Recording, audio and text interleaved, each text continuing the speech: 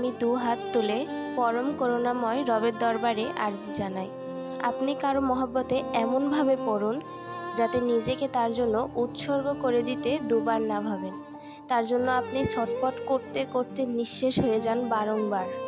তার দর্শন পাওয়ার জন্য আপনার ওই শোভনীয় নেত্রযুগল যেন তৃষ্ণার্ত কাকের মতো চেয়ে থাকে তার পদচারণের পানে।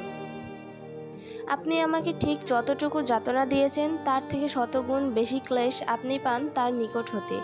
তার থেকে পাওয়া অবহেলার অসহনীয় যন্ত্রণা থেকে মৃত্যু যন্ত্রণা আপনার নিকট যেন শ্রেয় মনে হয়।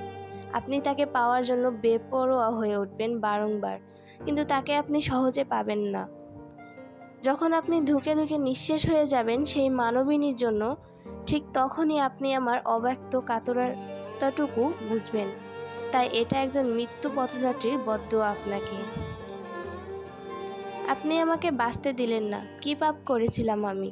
শুধুমাত্র আপনাকে ভালোবেসেছিলাম।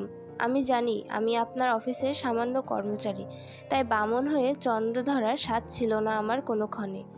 আমি শুধুমাত্র আমার অব্যক্ত অনুভূতিটুকু ব্যক্ত করতে চেয়েছিলাম আপনার মতো হৃদয়হীনের নিকট।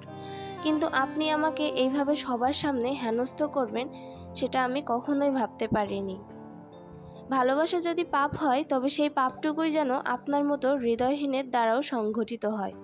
ভালোবাসার অনলে দগ্ধ হয়ে ছাই হয়ে যাক আপনার ওই সুন্দর কায়া। নারীদের আপনি ঘৃণা, তুচ্ছ, তাচ্ছিল্য করেন, তাই না? একদিন এই সামান্য নারীর বিচরণ থাকবে আপনার রন্ধে রন্ধে। যে ভালোবাসার কথা আমার জবান থেকে শুনে আপনার কায়া ঘৃণায় রাগে জ্বলে উঠেছিল, একদিন এই ভালোবাসার কথা সামান্য এক নারীর মুখ থেকে শোনার জন্য মরিয়া হয়ে উঠবে আপনার ওই কঠোর হৃদয়। আমার হাতে সামান্য স্পর্শ লেগেছিল বলে আপনি আমাকে আঘাত করেছিলেন, তাই না? এমন একদিন আসবে সেই নারী যার ছোঁয়া আপনার সর্বকায়ায় কম্পনের সৃষ্টি করবে। তার সামান্য স্পর্শের জন্য উন্মাদের ন্যায় ছটফট করবেন আপনি। আপনি এক নারীতে এমনভাবে আসক্ত হবেন যার থেকে চাইলেও মুক্তি মিলবে না আপনার। এই বদ্দোয়া আমি আপনাকে দিলাম, এই অভিশাপ আপনাকে দিলাম আমার ভালোবাসার মানুষ। আপনি যন্ত্রণা পান এটা যে আমি খুব করে চাইছি, জানেন তো? আপনার ক্লেশময় প্রণয় আমি দেখতে পাবো না বলে আমার খুব আফসোস হচ্ছে। আপনার ওই নেত্রযুগল হতে গড়িয়ে পড়া অশ্রুর ধারা দেখতে পাবো না বলেও খুব আফসোস হচ্ছে। থাক, আপনার এই পরিণাম না হয় আমার নেত্রের অগোচরেই হোক। ভালো থাকবেন আমার স্বপ্নের পুরুষ, ভালো থাকবেন। বলতে বলতেই মেয়েটির দু চোখ হতে দুফোঁটা অশ্রুকণা গড়িয়ে পড়ার সাথে সাথে দানবের ন্যায় দাঁড়িয়ে থাকা 12 তলা দালান হতে ঝাঁপিয়ে পড়ে। নিজের জীবনের পরিসমাপ্তি টানল এক ভগ্ন হৃদয়ের ব্যর্থ প্রেমিকা। প্রতিটি মানুষ নীরব দর্শকের ন্যায় দাঁড়িয়ে পর্যবেক্ষণ করল সবটুকু। কেউ চেয়েও মেয়েটিকে বাঁচাতে পারেনি মৃত্যু নামক কঠিন সত্যের কবল হতে। কিন্তু যার জন্য এত কাহিনীর সূত্রপাত, তার মধ্যে কোনো ভাবান্তর দেখা গেল না। সে ছিল নির্বিকার এবং কঠোর হৃদয়হীনের ন্যায় দাঁড়িয়ে। মেয়েটির বদ্দয় তার মুখে ফুটে উঠল এক ভয়ঙ্কর কুটিল হাসি। সেই ভয়ঙ্কর কুটিল হাসির রেখা টেনে তাচ্ছিল্যের স্বরে বলল, Sorry dear, your quotes will never come true because I have no heart. বলে সে তার বিশ্বস্ত বন্ধু ও ডান হাত সাব্বিরকে উদ্দেশ্য করে বলল, Sabir, tells everyone go to back to their respective workplace and deal with this solution. I need to go right now. বলেই হাসিল সেই স্থান হতে প্রস্থান করল। হাসিলের যাওয়ার পানে তাকিয়ে একটা দীর্ঘশ্বাস ত্যাগ করে সাব্বির বলল, এই কঠোর হৃদয়ের পুরুষের মনে কি আদৌ কেউ জায়গা করতে পারবে? বলেই সাব্বির নিজ কাজে ব্যস্ত হয়ে পড়ল। পরিচয় পর্বটা সেরে নেওয়া যাক। তাসাওয়ার আবরার হাসিল, বয়স 27, গায়ের রং উজ্জ্বল শ্যামবর্ণের, চোখের মণি দুটো নীলাভ্র, মারাত্মক সুদর্শন একজন পুরুষ যাকে দেখলে যে কোনো নারী হৃদয়ে কিছু মুহূর্তের জন্য হলেও থমকে যাবে। শুধু তাই নয়, তিনি একজন স্বনামধন্য বিজনেসম্যান এবং অন্ধকার জগতের কিং অফ দ্য মাফিয়া, যার নামই যথেষ্ট মানুষের মনে ভয় কম্পনের সৃষ্টি করার জন্য। দয়ামায়া বলতে কিছুই নেই যার মনে। মানুষ খুন করতে যে দুবার ভাবে না, সেই ব্যক্তি কি আদৌ কারো মহাব্বতে পড়বে? নিজের সর্বস্ব বিসর্জন দিতে প্রস্তুত হবে? এটা কি আদৌ সম্ভব? যদি সম্ভব হয় তবে কে সেই নারী যার জন্য এই হৃদয়হীন পুরুষের হৃদয়ে কোমলতা ছড়িয়ে পড়বে? কোথায় সে? গ্রামের নাম রূপনগর। নামের মতোই বৈচিত্র্যময় নৈসর্গিক সৌন্দর্যে ভরপুর। চারিদিকে দৃশ্যমান সবুজ শ্যামল গ্রাম, যার মাঠ ভরা রয়েছে ধান আর চারিদিকে রয়েছে নানা রকম গাছপালা। ফসলের মৃদু শব্দ আর সোনালি সুর যে কারো হৃদয়ে প্রশান্তি বয়ে আনে। সেই গ্রামের ছোট্ট এক কিশোরী কন্যা জাদুয়া জাহান স্কুল শেষে কেবল বাসায় ফিরছে। তখনই হঠাৎ আকস্মিকভাবে কেউ এসে সজোরে তার গালে ঠাস ঠাস করে 2টা চড় বসিয়ে দেয়। আকস্মিক হামলায় নিজেকে সামলাতে না পেরে পড়ে যায় মাটিতে।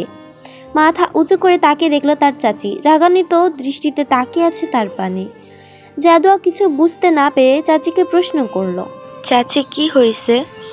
আপনি আমারে মারতেছেন কেন? আমার দোষ? জাদুয়াকে আর কিছু বলতে না দিয়ে চাচি তার চুলের মুঠি ধরে দাঁড় করিয়ে বলতে লাগলো, ওই সেমরি, এত দেরি কইরা যে স্কুল থেকে আইসস, ঘরে কামগুলা কি তোর মা কইরা আসবো? চাচির এহেন আচরণে মাথায় ব্যথায় কুকড়িয়ে উঠল জাদুয়ার ছোট্ট শরীরটি। ছোট্ট কায়া ভাঙা ভাঙা ধ্বনিতে শুধালো। চাচি জাদুয়ার চুলের মুঠি ছেড়ে দিয়ে বলল, তাড়াতাড়ি রান্না কইরা তোর চাচার লাইগা খাওন লইয়া যা খেতে। একটু দেরি হইলে কিন্তু মায়ের একটাও নিচে পড়বো না। বলেই চাচি প্রস্থান করলো সেখান হতে। চাচির কথা শুনে কাঁদতে কাঁদতে রান্নাঘরে গিয়ে রান্না শুরু করে দেয় জাদুয়া। তখনই পেছন থেকে জাদুয়ার মাথায় হাত বুলিয়ে দিয়ে তাকে সান্ত্বনা দিতে থাকে তার দাদি। দাদিকে দেখেই শক্ত করে চাপটে ধরে উচ্চস্বরে কেঁদে দেয় জাদুয়া। কেঁদে কেঁদে দাদিকে প্রশ্ন করে, দাদি, চাচি সব সময় আমারে মারে কেন? আমার খুব কষ্ট হয়। আমার আর সহ্য হয় না চাচির মায়েরগুলো। দেখো, সেদিনের মায়ের দাগ, এগুলো এখনো যায় নাই। দাদি, বাবা যখন মারা গেছে তখন আমারে একা রাইখা কেন গেল? আমারে কি লইয়া গেলে হইতো না? আমার এই যন্ত্রণাগুলো কি কোনোদিনই যাইব না দাদি?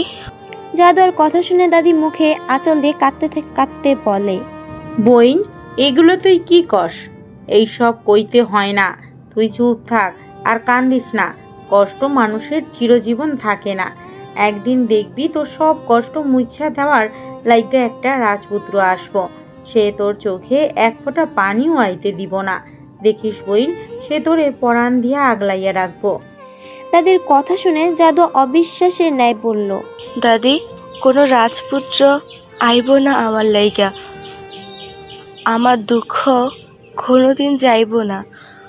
আমি যে দুর্ভাগা গো, কপালে জীবনের সুখ আসে না।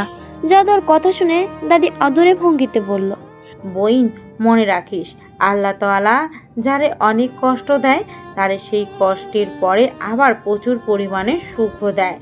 আর সেই সুখের জন্য তোরে ধৈর্য ধইরা থাকতে হইব।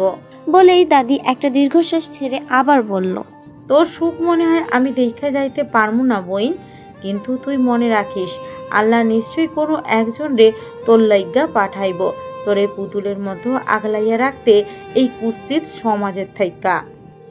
জাদুয়া দাদির কথা শুনে আটকে উঠে দাদিকে জাপটে ধরে কান্নারত কণ্ঠে বলল, দাদি, তুমি আমারে রাইখা কোথাও যাইও না। তুমি কোথাও গেলে আমি যে মইরাই যামু।